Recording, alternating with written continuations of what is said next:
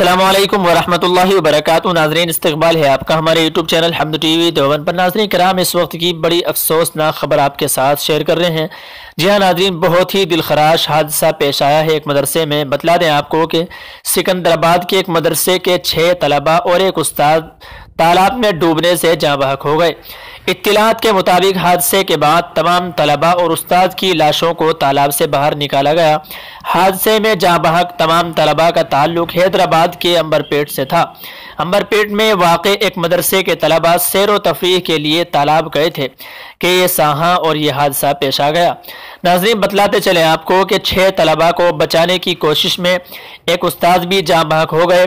حادثے میں جاں بحق تمام طلباء کی عمر 10 سے 13 سال تک بتلائی جا رہی ہے۔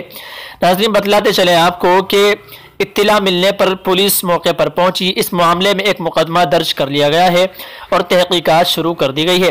6 مدرسے کے طلباء کے علاوہ انہیں بچانے گئے استاد کی موت کے بعد عنبرپیٹ میں غم کا ماحول چھا گیا۔